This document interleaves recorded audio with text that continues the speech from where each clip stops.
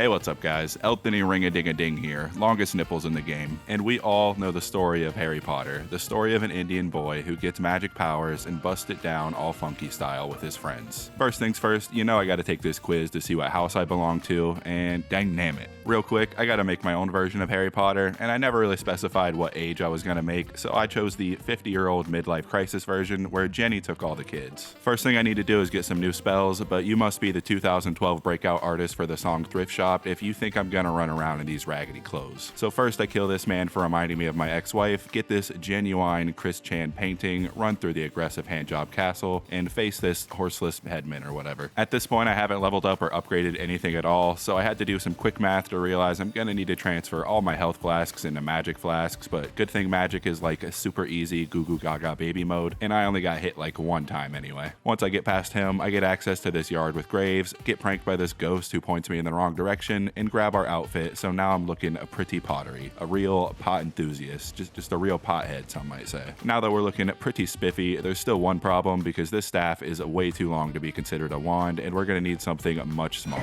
Also, I got these nice black boots because I think this is what they wear in the movies, and boom, done. Hogwarts Legacy, never heard of it. Now I can go take on some more bosses, and first up is our old nemesis, Draco Malfoy. And of course, my silly ass forgot to add my health flasks back, but it doesn't really matter because like I said, magic is still stupid easy baby goo goo gaga mode. Okay, he hit me a few times, but my strategy of standing a football field's length away and slinging particle effects at them was pretty solid. I also at this point decided that I'll probably never need to heal again, so you will not be catching me with an HP flask for the rest of the run, just to flex on him a little bit more, you know. Once I reach the second phase of this fight and he reattaches his foreskin, that reminds me that Harry Potter has in fact fought a dragon before, so I add dragon slaying to the list and head out to go slay one, but unfortunately the dragon had other plans. So instead I grabbed this scroll, gave money to this homeless man with a very good sense of fashion, bought a magic flashlight from him, gave this scroll to the beast from the east, and bought a couple more glizzy spells so I can go glizz all over the damn place. Now there isn't actually a whole lot of spells you see Harry do in the movies, but what you do see him do, very poorly, is summon his deer dad, and while I can't summon a deer or my dad, I can get something that's pretty close. And in order to get that, first I need to run around activating all sorts of things and doohickeys and watch these guys practice teabagging, and then we can face the ultimate deer. And would you look at that, it's a super easy with spells. I am shocked, baffled, and or surprised. It still does take a while, but with the new Great Glizzy spell, it does a lot more damage than why am I covered in cum? Now that we have our dad deer, we can go test his mettle against the dragon, which is what I would say if I didn't have the memory of it.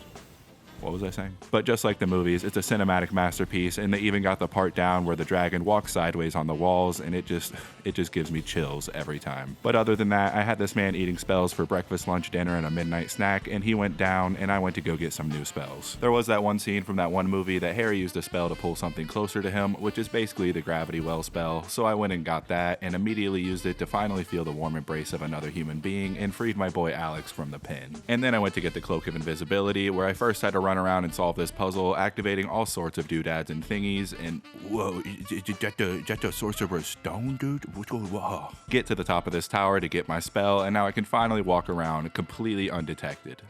Okay, that guy detected me, but he didn't know I was invisible. To get the next spell, I have to get past this wolf first, and I finally remembered to use my dad deer thing, but he's kind of useless, so that did not work out. So then I tried the gravity spell, and that didn't work. And then I tried the invisibility again, and it worked.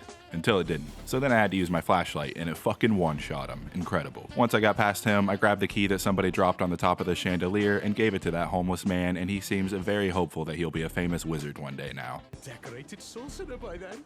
He was not. But he did give me this barrier, which is like a shield for magic. But can it stop magic in ball form? Inconclusive. With all of our new abilities, I can finally get revenge on my Hogwarts teacher that said I'd never make it in life, because look at me now. Except I can't, because I should have known that she would be very resistant to magic, so now it's time for a training montage. I got broads in Atlanta, just to lean the family, credit cards in the scammers, hitting the licks in the back. Never mind, that would take too long to edit. So I was only level 30 for this fight and either get one shot or like 90% of my health taken from most hits, and most of the time it was just me backing away, slinging spells until I realized I was out of magic, die, cry, and go get some more. After that, I suddenly remembered talismans exist and I could have gotten a good one way earlier, so I head all the way back there, yoink this, and take out the Dragonkin soldier while I'm at it for good measure. It was a very exciting fight. Top 1 ways to play the game. The little guy even got all tuckered out in the middle of the fight from all the excitement. With that confidence boost Toaster, I'm ready to take on Ramen, and the hardest part was just getting up to him because I still die in one hit, and no, I will not level up Vigor, but the rest of the fight actually wasn't that hard. In fact, it was easy peasy lemon squeezy when I thought it would be hardy lardy farty shardy, but oh well. I guess I can show you more than 5 seconds of gameplay. And I'll even throw in some Subway Surfers gameplay to keep your mind occupied.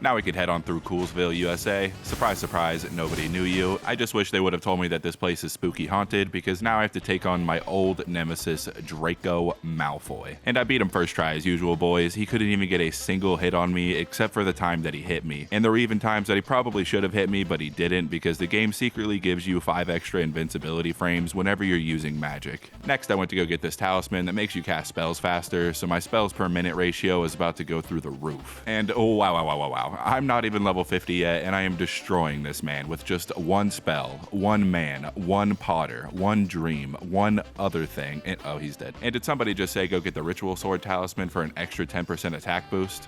No?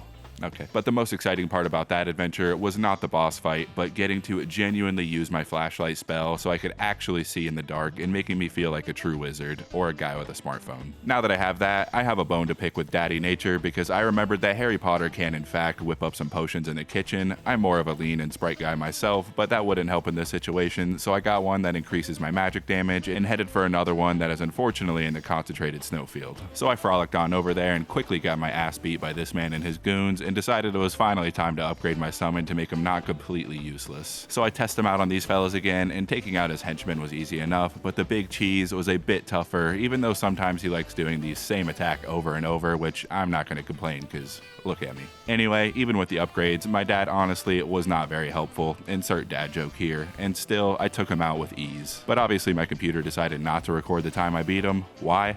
I don't know what I'm doing! Ah! Now I can go get the other potion that increases my attack power the longer I keep attacking and unleash my inner lumberjack that we all have lying dormant inside of us all over this tree. And even though I was sure I died right here and sadly set my controller down, I eventually noticed my lack of death and finished him off. Then I quickly grabbed the upgraded version of this talisman and headed over to fight the giant ginger man, and guess what? He sucks. At least in the first phase, because I was really feeling my low level during this fight, mostly because I would get one shot by like everything. No, I will not upgrade Vigor. And you would think it would be easy to hit him in that big ol' eye with my spells, but boy oh boy, it wasn't not. But it's kind of unfair considering I'm literally being controlled by a rat right now. At least the twins were pretty easy because I just kept running away and running and casting my silly little spells and being a silly little guy.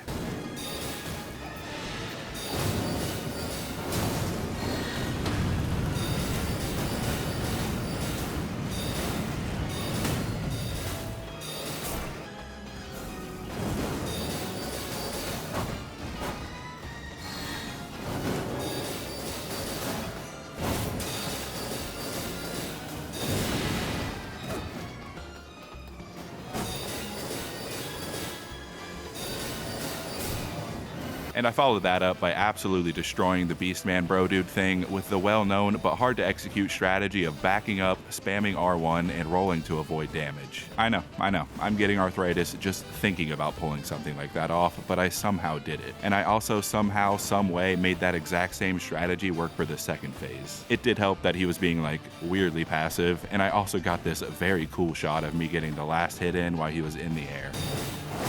Really, nigga? With those scrubs taken care of, I can finally have some wizard on wizard crime and take out my old nemesis, Draco. And not gonna lie, Gideon was actually kind of hard for once, and I kept getting really close by myself, but Gideon cheats because he has unlimited stamina, and I have literally never seen him drink a single FP flask. So my only conclusion is that he must have some sort of reverse catheter filled with that good magic juice. So I had absolutely no choice but to summon my dear dad, and first of all, my dad could beat up your dad, okay? And second of all, My dog is currently sleeping next to me in the most inefficient way possible. What an absolute goober. And then we finally get to take on this beefcake, and it was all like, go, spell, go, sling, sling, spell attack, go, spell, go. And now that he's out of the way, we can finally get to the tough parts of the run, so there's no more jokes, no more ha-has, goofs, or gaffs, because things are getting cereal with no milk from here on out. For the rest of the bosses, I'm gonna go in order from least amount of mental torture to the most amount of mental torture, starting with Bloody McBloodface over here, and I'm sorry if I hyped you up a minute ago, because he's actually not that tough. He probably doesn't even deserve to be in this section, but it's not like I can just like go back and re-edit the video or anything, because it doesn't work like that. Anyway, we can finally make our way back to Renala, not because I totally forgot about her from earlier in the game, but because it's just thematically appropriate to wait to the end so we can finally have the wizard on wizard battle that we've all been waiting for. It's about exactly what you'd expect, just me running around, totally not looking at her feet, slinging particle effects back and forth at each other, just making all kinds of colors fly through the sky. Also, I'm not sure if I ever even mentioned this, but like halfway through the run, I decided that I was only going to use glintstone spells to make it a little bit harder, but I could just go back. Charlie? Why you gotta be loud? I'm doing a thing over here. And now it's finally time to take on my old nemesis, Snako Malfoy. Actually, no. The snake was harder than Melatonin this time, so we're gonna go over her first. Basically, what I had to do was just keep spamming my spells over and over, and yeah, I know, that sounds like every other fight, but it was slightly different this time because now she dodges like 90% of my attacks, but usually she'll like headbutt one of my spells on the come up, so ha. So basically, I'll just keep doing that until she starts doing the most well-balanced attack in all video game history, and normally I would just dodge the waterfall dance like a Chad by rolling into it, but I die in like one hit right now, so the best way to do it now is to stay extra super duper super extra far away and not let her get close enough to even hit me with it until the very end where I roll in and start hitting her with some spells, a wham bam, spell attack, go go go. Second phase is the exact same thing, and the only thing I was worried about was the attack where she sends a bunch of clones at herself at me, but she literally never did that, and I beat the second phase on my very first attempt. It did help a lot that she kept doing her cocoon thing, which is like the most easily punishable move if you have ranged spells, so you know, 8 out of 10, nice try, Stinky. Now for the most annoying fight in this entire run, this little snake guy right here. Just this a little guy, this small little fella. Keep him as a pet, I don't know. He literally only has one attack that I could not confidently avoid, and that's when he digs his stupid little head into the ground and shoots a bunch of lava at me, which for some reason I find almost impossible to avoid, so here's a little compilation of me definitely not avoiding it.